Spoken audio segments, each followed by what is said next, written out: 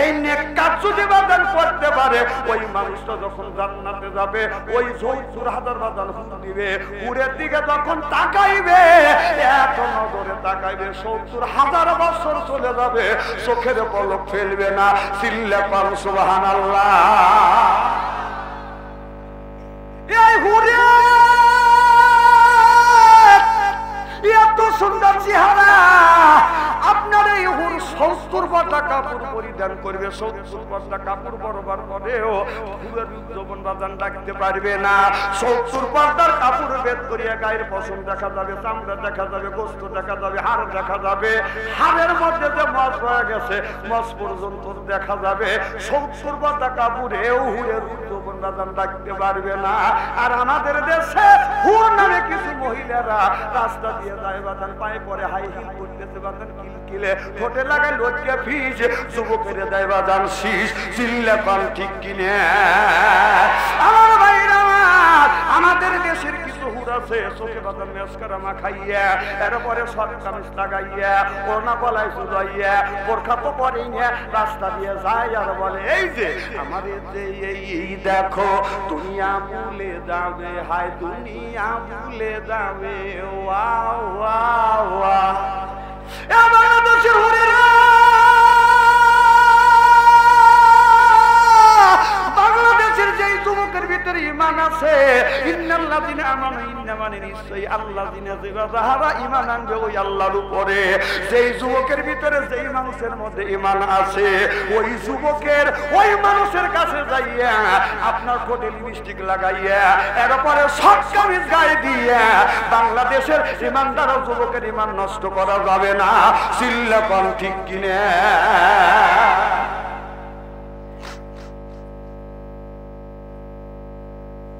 খারাপ লাগতেছে? কোনটা খানি আলোচনা করলে চলবে তো? এই উঠে যায় কেটা, একটা লোক মাথা নাড়াবেন না, উঠবেন না, মুখ আসলে হেরে উঠবেন। আনন্দের সাথে বউ বলবে যে আমার স্বামী কামটা খাইতে সকালবেলা সব পরিষ্কার করেছে। এই বাংলাদেশের কিছু কিছু পুরো এমন বাজির বাজি, কিছু কিছু পুরো এমন বাজির বাজি, কাজের থেকে অবসর পাইছে চাষতলে যা খালি কিবে খালি কিবে, কথা কয় না, কথা স্ত্রী করে ভালো হয় কাজী বুড়া আসবো না, হয় না এক কাজী বুড়ে দিলে না আসবি তার সংসারে কি হবে?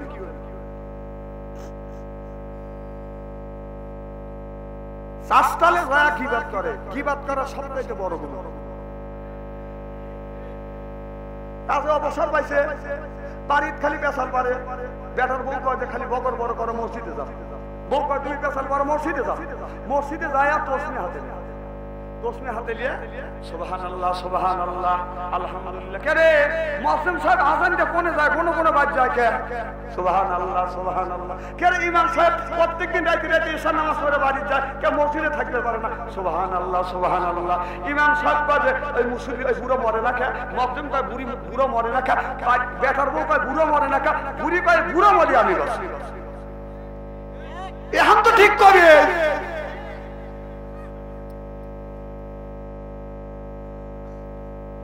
অবাস্তব কথা বলতেছি। খাপের খাপে মিলে নেন, বর্তমান প্রেক্ষাপট মিলে আমি কথা বলি, তেল তেলে বাঁচাবো। আমার মুসলমানের ভাইরা, আল্লাহর নবীর উম্মতেরা ভালো করে লক্ষ্য করে শুনেন, বেদে আমলে নিয়ত বদল শুনতে হবে। ইন্নাল্লাযিনা আমানু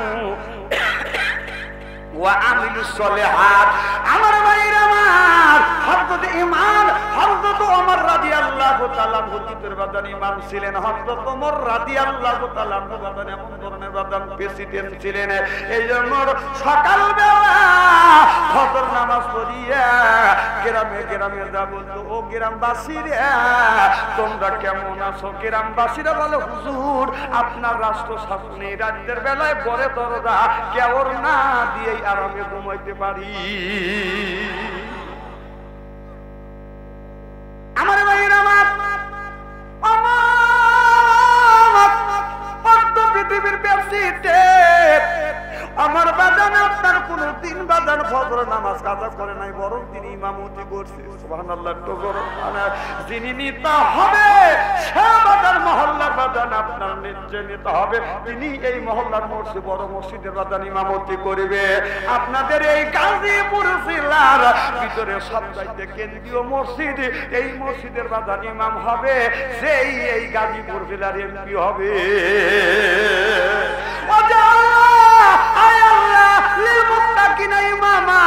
তিনি হবে গাজীপুর থানার বাজান ইমাম। সুবহানাল্লাহ বললেন না? আমার ভাইরা আমার, ও মুসলমানেরা, আল্লাহর হাবিবের প্রিয় উম্মতেরা, হযরত ওমর ফজর নামাজ পড়িয়া গ্রামে গ্রামে যা মানুষকে এরকম করে বাজান জিজ্ঞাসা করতেন। ঈশার নামাজ পড়িয়া হযরত ওমর বাজান বাড়িতে যাইতেন না, ঈশার নামাজ পড়িয়া গ্রামে গ্রামে যায় চৌকিদারের মতো বাজান পাহারা দিত। আর গ্রামবাসীদের বলতো কোনো চিন্তা নাই, তোমরা আরামে ঘুমাও, আমি ওমর চৌকিদারের মতো তোমাদেরকে পাহারা দিয়ে দিয়ে রাখবো। আমার ভাইরা আমার রাদিয়াল্লাহু তাআলা আনহু দেখে যাইতে যাইতে বাজান রাস্তা দিয়ে চলতে চলতে লক্ষ্য করে দেখে একটা কুকুর বাজান মাঠের মধ্যে রাস্তার পাশে শুয়ে বাজান জিভে বের করতেছে। এরকম করে হযরত আমিরুল মুমিনিন খলিফাতুল মুসলিমিন কুকুরের কাছে যা দেখে কুকুরের জিহ্বাটা বাজান বের করে ফেলছে। আমার মনে মনে চিন্তা করতেছে এই কুকুরটা মনে হয় অনাহারে রইছে। এরপরে ওমর কিছু খাবার আনলেন, কুকুরকে খাবার খাওয়াইলেন।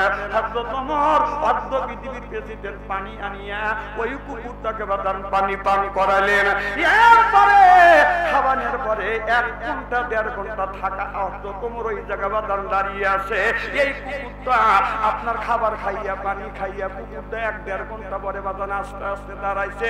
সুস্থ হইয়া কুকুরটা বাজান রাস্তা দিয়ে তার গন্তব্যস্থানের দিকে বাজান রওনা করছে। নবীর সাহাবী হযরত আলী রাদিয়াল্লাহু তাআলা আনহুর সাথে সাক্ষাৎ হলেন। আলী ডেকে বললেন, আমিরুল মুমিনিন খলিফাতুল মুসলিমিন, আপনি অর্ধ পৃথিবীর প্রেসিডেন্ট হযরত ওমর, রাস্তায় একটা কুকুর পড়ে আছে, এই কুকুরটাকে আপনি খাবার খাওয়াইলেন, এরপরে পানি পান করাইয়া কুকুরের জন্য আপনি অপেক্ষা করিয়া এরপরে কুকুর সুস্থ হয়ে যখন হেঁটে গেলেন, এরপরে আপনি বিদায় হচ্ছেন। আমিরুল মুমিনিন খলিফাতুল মুসলিমিন চোখের পানি ফেলে দিয়ে যে কাঁদে, ভাই আলী রে, তুমি তো মদিনার প্রেসিডেন্ট না, কিয়ামতের ময়দানে আল্লাহ তোমার কাছে জিজ্ঞাসা করবে না? আমার বলবো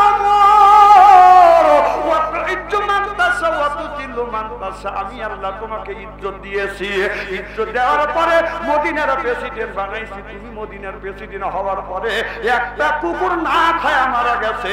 এই কুকুর যদি কিয়ামতের ময়দানে আল্লাহর আদালতে যদি মামলা দায়ের করে, আমি ওমর আল্লাহর জান্নাতে যেতে পারবো না। এ ভাই আলী, আমি দেখলাম কুকুরটা নেজে বের করে জিহ্বা বের করে এইরকম করে জিহ্বা বের করে আছে। আমি চিন্তা করলাম কুকুরের খিদে লাগছে, আমি কিছু খাবার খাওয়াইলাম, পানি পান করাইলাম। 1-1.5 ঘন্টা পরে কুকুর সুস্থ হয়ে গেছে। আমি যদি আমার দ্বারা আমার রাষ্ট্র শাসনের সময় কুকুর যদি অনাহার থাকে, এর জন্য আল্লাহর কাছে জবাবদিহিতা করতে হবে। চিল্লা কর সুবহানাল্লাহ। আমাদের দেশে যদি নেতা হয় মানুষ মরিয়া যাক, আমি নেতা আমার পেটটা বড় হোক। পেটালা মানুষের তার পুরি বড়, তার কিন্তু দাম কম। কি কম? দাম এক জায়গা। কোন জায়গা জানেন? পারবেন কম তো কোথায় দাম পেটালা মানুষের? বুড়িয়ালা মানুষের দাম হলো অফিস আদালতে। যখন বুড়ি নিয়ে যায় ওই অফিসার দিয়ে ভাই এও মনে হয় অফিসার আছে, খাওয়া যখন পেট বানাইছি, কথা কয় না রে, পেটালার মূল্যই থাকে আপনার অফিসারের কাছে। আমু খায় ও খায়, ওই রকম পেট বানাইছে। বর্তমান যুগের নেতারা নেতা হয় হলো 2টা জিনিস, তার বুড়ি আছে আর তার মোষ আছে, সেই হলো বাংলাদেশের বড় নেতা। কথা কয় না, কথা কয় না। নেতার মোষ কি?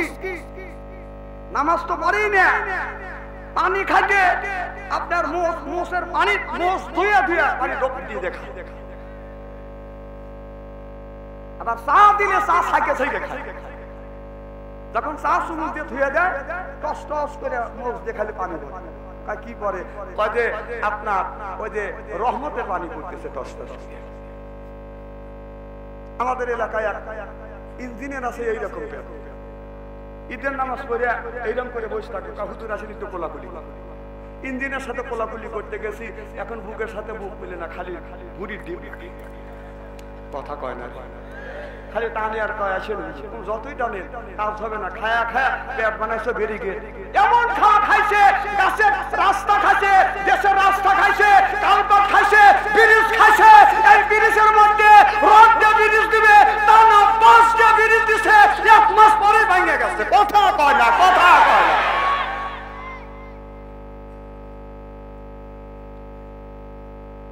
খারাপ লাগতেছে মনে হয়। আচ্ছা, আমি তো অবাস্তব কথা বলতেছি। এই পেপার পত্রিকাতে দেখছি একটা ব্রিজ দিচ্ছে, তা বাস। যেই দেশের মানুষ বাস দিয়ে ব্রিজ দেয়, তাহলে ওই দেশে যেই দেশের কন্ট্রাক্টররা বাস দিয়ে ব্রিজ দেয়, সেই দেশে কত শান্তি চলতে পারে। এখন আপনারই সেই বিষয় করছে। আচ্ছা, আমি খারাপ কথা বলতেছি, আমাকে জেলে নিবি। ও ভাই, তুমি খাও গা, তসবির দেবো গা, আল্লাহ আল্লাহ করো গা, তুমি কি আমাদের ময়দানে যায় আর আমিও যাবো। সরকার তো কম দেয় না, কিন্তু ইঞ্জিনিয়াররা এরকম ফাঁকি দেয়। কথা কম। আমি কি সরকারের বিপক্ষে কথা বলতেছি নাকি? কেন সরকারের বিপক্ষে কথা বল? আমাদের বাইরাবাদ আমিরুল মুমিনিন খলিফাতুল মুসলিমিন বাদান রাস্তা দিয়ে বাদান যাচ্ছে, যাইতে যাইতে বাদান ঈশার নামাজ পড়িয়ে বাদান বাড়িতে যায় না। হযরত ওমর বাদান ঈশার নামাজ পড়িয়ে গ্রামের মধ্যে বাদান ঢুকছে। মাঠের মধ্যে দিয়ে যাইতে যাইতে লক্ষ্য করে দেখে একটা যুবতী মহিলা। হযরত ওমর লক্ষ্য করে দেখছে, এত এই গভীর রজনীতে রাত বাজে 12টা, সুস্না রাত, একজন মহিলা রাস্তা দিয়ে হেলে দুলে টাচ টাচ করে বাদান যাচ্ছে। হযরত ওমর মনে মনে চিন্তা করতেছে, আল্লাহ, আমার রাষ্ট্র শাসনে রাত 12টার পরে একজন মহিলা রাস্তা দিয়ে হেঁটে যাচ্ছে। মাওলা, আমার মনে হয় এই রাষ্ট্র আমি সঠিকভাবে পরিচালনা করতে পারতেছি না। ও মাওলা, রাষ্ট্র মনে হয় পরিচালনা করতে পারতেছি না। কিয়ামতের ময়দানে মনে হয় আমার আল্লাহ আমাকে আসামি বানাইবে।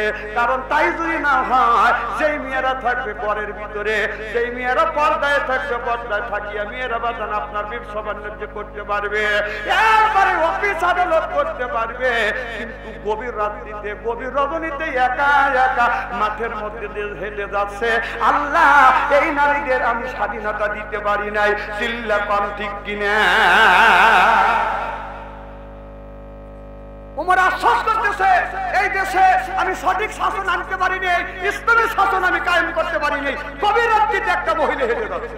আর আমাদের দেশের নেতারা রাত 12টার সময় দেখবেন, আমাদের মানে বাজার মার্কেটে যা দেখবেন, পুরুষ যদি থাকে 10 জন, মহিলা আছে 90 জন। কথা কয় না, কথা কয়। তারপরেও নেতারা আফসোস করে না যে আমার মনে হয় রাষ্ট্র পরিচালনা করার জন্য মনে অসুবিধা। খারাপ লাগতেছে আমার ভাইরা। আমার আমিরুল মুমিনিন খলিফাতুল মুসলিমিন মেয়েটার দিকে বাদান আগা যাচ্ছে। যাইতে যাইতে মেয়েটার দিকে যখন আগা যাচ্ছে, মেয়েটা ওই যুবকের দিকে তাকাইয়া, ওটা যে আমিরুল মুমিনিন মেয়েটা বাদান জানে না। এই মেয়েটাই ওমরকে দেখিয়া জোরে জোরে বাদান হেঁটে যাচ্ছে। আর মনে মনে চিন্তা করতেছে, আল্লাহ, এই গভীর রাত, গভীর রজনীতে আল্লাহ, একটা রাত 12টার সময় একটা যুবকের সামনে পড়ে গেলাম। আল্লাহ, আমিরুল মুমিনিন খলিফাতুল মুসলিমিন হযরত ওমরের রাষ্ট্র শাসনে রাজ্যে স্বাধীনভাবে হেঁটে যায়। আল্লাহ, আজকে মনে হয় আমার ইজ্জতটা আমি ধরে রাখতে পারলাম না, মনে হয় আজকে আমার ইজ্জতটা চলে যাবে। এই যুবকটা আমার কাছে আছে, কানে হলো দুল, গলায় হলো মালা, হাতে আছে হলো দুল, এইগুলি তো আপনার কেড়ে নিয়ে যাবে, এরপরে ছিনতাই করে নিয়ে যাবে। তারপরেও আমার ইজ্জতের গ্যারান্টি নাই। ইজ্জত যদি চলে যায়, আল্লাহ, আমি ইজ্জত কই পাবো? টাকা যদি হারিয়ে যায় টাকা পাওয়া যাবে, এরপরে সার্টিফিকেট হারিয়ে গেলে বাদান সার্টিফিকেট পাওয়া যায়, এরপরে দলিল যদি হারিয়ে যায় দলিল পাওয়া যায়। কিন্তু কোন যুবক আর যুবতী চরিত্র নামে সার্টিফিকেট বাদান যদি হারিয়ে ফেলে জীবন ভর কাটলেও চরিত্র নামে সার্টিফিকেট ফেরত পাবে না। চিল্লা কম ঠিক কিনে?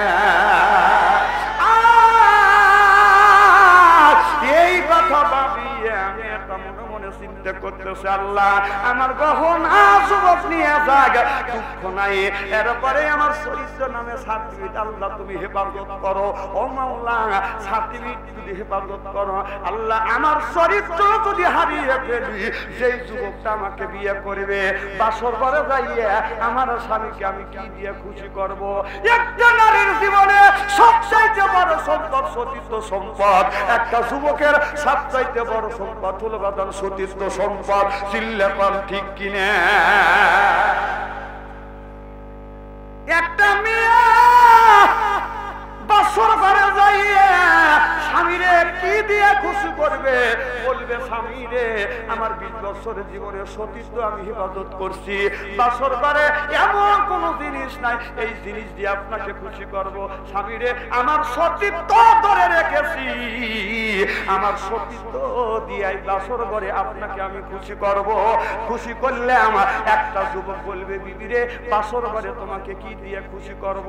টাকা পয়সা দিয়ে খুশি করা যাবে না, আমার 25 বছরের জীবনের জিন্দেগির সতীত্ব আমানত রাখছি, এই সতীত্ব দিয়ে তোমাকে খুশি করব। চিল্লা পান সুবহানাল্লাহ। মেয়েটা কান্দের বলে আল্লাহ আমার ইজ্জত যদি ধরে রাখতে পারবো না আর যাকে বিয়ে করবো বাসর ঘরে ইজ্জত যদি চলে যায় বাসর ঘরে যাই আমার স্বামীকে আমি কি দিব? এই বলে মেয়েটা কাঁদতেছে। আর আমাদের দেশের মেয়েদের ছেলেদের বাজান চরিত্র চলে গেছে বাজান স্ক্রিন টাচ মোবাইলের ভিতরে। চিল্লা কম ঠিক কিনে?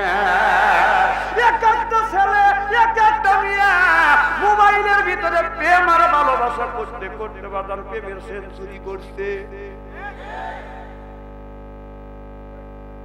আমার কথা বোঝেন কি না বোঝেন আল্লাহই ভালো। একটা ছেলে প্রেম আর ভালোবাসা করতে করতে 8টা প্রেম ভালোবাসা করছে, কথা কয় না রে। মেয়েরা প্রেম আর ভালোবাসা করতে করতে বাজার 9টা প্রেম আর ভালোবাসা করছে। মেয়েটা ছেলেটা যখন একটা মেয়েকে বিয়ে করছে, বিয়ে করিয়ে এই যুবকটা বউ নিয়ে বাজান বাসর ঘরে গেছে। বাসর ঘরে যাইয়া খাটের উপরে বসিয়া পাও চাকাছে আর বিড়ি টানিতেছে, মনের আনন্দে বলতেছে আমি ঠকি নাই, আমার বউ আমি ঠকি নাই, কারণ আমার বউ হলো সতী মানুষ, আমি 8টা মেয়েকে ঠকাইছি, এই যে দিয়ে হলো বাজার 9টা। বাসর ঘরে যা গান গাইতেছে, জামাই বলতেছে বিবি আমি ঠকি নাই, আমি ঠকি নাই রে। ও কই ব্যাপার আজকে হলো বাসরটা নামাজ কালাম পড়বো, দুঃখের কথা কব, আর তুমি মন আনন্দে গান গাইতে সকাল বিবিরে আজকে আমার সাথে সুখী মানুষ কেউ নাই, আমি ঠকি নাই, আমি ঠকি নাই। কত মেয়েকে ঠকা যাইলে আমি কিন্তু ঠকি নাই, আমি ঠকি নাই রে। তুমি আমার 9 নাম্বার বিবি রে। আমার আগে আরো 8টা তোর দিয়ে 9টা। বউ চিন্তা করতেছে আল্লাহ কানের বগল দিয়ে বাঁচাইছে, তোর সাইতে আমি ভালো আছি, তা আমি ঠকি নেই, আমি দিয়ে দিই। বউ আমার পরেক্ষণ বলতেছে স্বামী আমি ঠকি নাই, আমি ঠকি নাই রে। জামাইকে কি ব্যাপার তুমি পাল্টা তলাপ দাও, তার কারণ কি? কাই স্বামী আমি ঠকি নাই, আমি ঠকি নাই।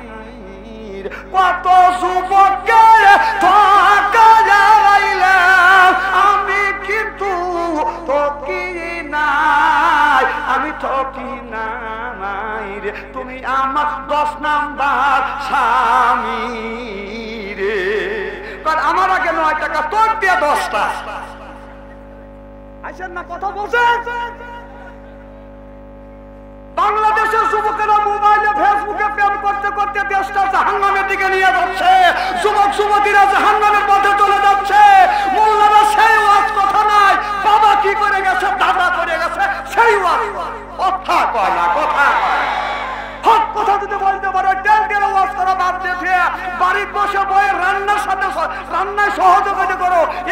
সওয়াব বেশি পাবে।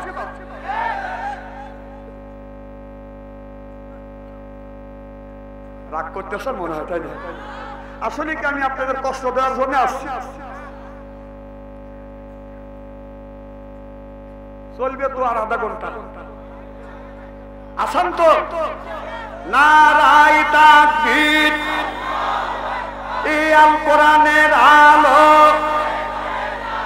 ওই আল হাদিসের আলো, ওই কোরআন হাদিস যেখানে, এই আলেম ওলামা সেখানে, সুদ সেখানে। দেখেন আমাদের দেশে কিয়ামতের ময়দানে হাদিস শরীফ পড়ে দেখলাম, ডান ডান মোবারক শহীদ নিয়ে আল্লাহর নবী আল্লাহর আদালতে দাঁড়াবে। হযরত হুসাইন তীর আলা শরীর নিয়ে আল্লাহর আদালতে দাঁড়াবে। নবীর চাচা আমির হামজা ফাদা কলজা নিয়ে আল্লাহর আদালতে দাঁড়াবে। আর আমরা লাদুস কুদুস শরীর নিয়ে আল্লাহর আদালতে দাঁড়াবো। কি জবাব দেব আল্লাহর কাছে? কথা কর। আল্লাহ তো পাঠাইছে দিন কায়েমের জন্য।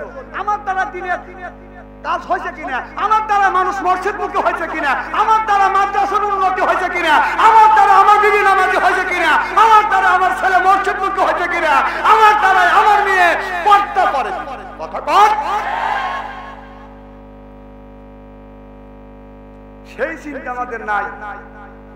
ভাবে যে আল্লাহ দুনিয়া পাঠাইছে, খাবো আর দুনিয়াটা পায়খানা করে করে দুনিয়া নষ্ট করে চলে যাচ্ছে।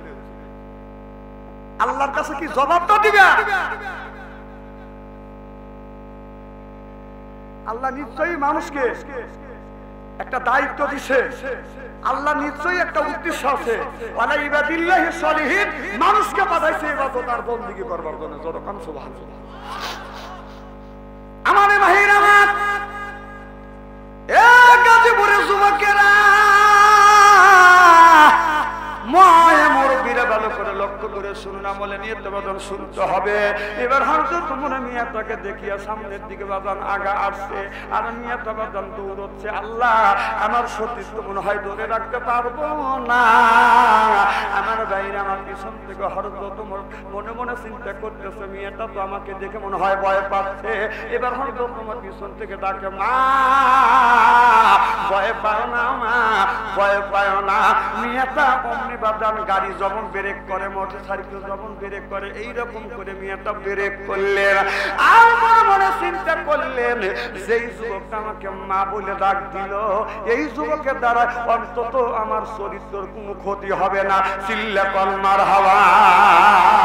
আর আমাদের দেশে আপনার ধর্ম মা বানাইয়া, আপনার ধর্ম মায়েকে থুইয়া ধর্ম মাকে নিয়ে ওই ছেলেটা বাজান বাইকে গেছে। বাংলার জমিনে অনেক বাজান প্রমাণ রয়ে গেছে। আমার ভাইরা আমার, এবার মেয়েটার সামনে যখন অর্ধ পৃথিবীর প্রেসিডেন্ট হযরত ওমর দাঁড়ালেন, মা গভীরাজ গভীর রজনী তুমি এই জায়গা কেন মা? ডাকতে বলে, আপনাকে আমি তো আপনাকে চিনি না। হযরত ওমর তার কথা বাধা গোপন করলেন না, গোপন করলেন। গোপন রেখে বলে, মা এই পৃথিবীতে আমি একজন আল্লাহর গোলাম। সুবহানাল্লাহ বললেন না? এবার ডাকতে বলে, মা আমি আল্লাহর গোলাম। মিয়াটা বলতেছো আল্লাহর গোলাম, তুমি কান পাতে শুনে রাখো। হযরত ওমরের রাস্তা শাসনে রাতের বেলা আমরা স্বাধীনভাবে রাস্তা দিয়ে চলতে পারি, আমাদের চরিত্রের কোনো ক্ষতি হয় না। প্রত্যেক দিন প্রায় প্রায় এই রাস্তা দিয়ে আমি যাই, কোনো যুবকের সামনে আমি পড়ি নাই। ও আল্লাহর গোলাম, আজকাল তোমার সামনে আমি পড়ে গেছি, আর তো কোনোদিন পড়ি নাই। হযরত ওমরের রাষ্ট্র শাসনে স্বাধীনভাবে রাস্তা দিয়ে আমরা হাঁটতে পারি।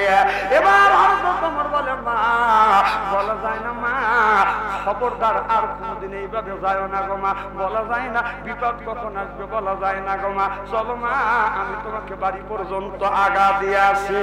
আমিরুল মুমিনিন খলিফাতুল মুসলিমিন বাদান রাস্তা দিয়ে হেঁটে যাচ্ছে, প্রায় 3 কিলোমিটার বাদান আগা হাঁটে যাচ্ছে।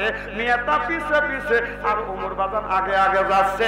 একটা বারের জন্য হযরত ওমর গার পুরাইয়া মেয়েটার দিকে বাদান তাকায় না। চিল্লাপান সুবহানাল্লাহ।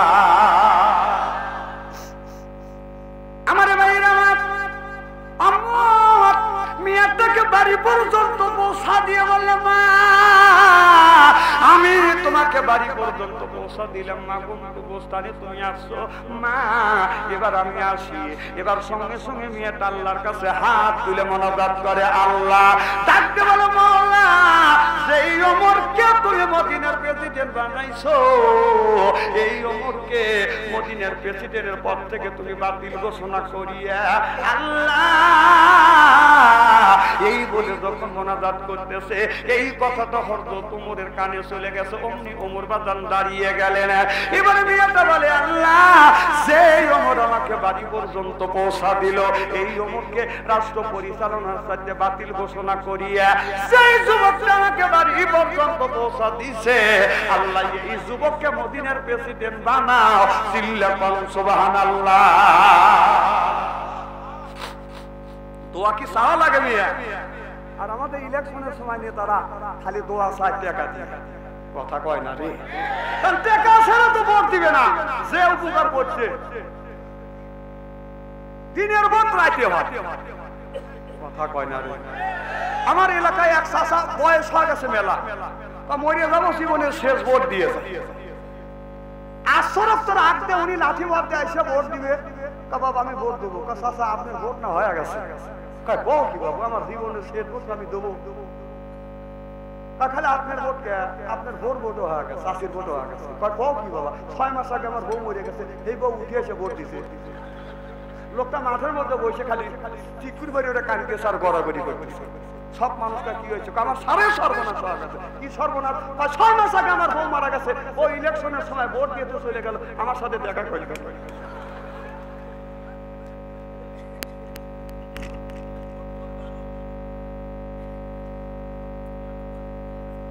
খারাপ লাগতেছে নাকি? আর গাজীপুর জেলা আসবো না এই দিয়ে আমার জীবনে শেষ হলো। এখানে আমার বাইক নিয়ে আছে হলো আপনার সুলতান এখানেই থাকে বাড়ি হলো সিরাজ। কালকে সুলতানের খবর আছে আর ইমাম সাহেব যে আমাকে দাওয়াত দিয়ে নিয়েছেন কালকে আপনার খবর আছে বাংলাদেশে এত ভালো ভালো মৌলানা থাকতি কাইসে কুইসে পাইতে বুঝিয়ে দেশ নষ্ট করে এই মৌলবী আনাবাদ দিয়ে আর তুমি বাচ্চা আনতে যে কাঁদছো খালি প্যারাক পিটে দিয়েছে তিন গাছে প্যারাক দিয়ে এই মৌলবী আনছে আর মৌলবী বাংলাদেশে পাও নাই খবর আছে কালকে।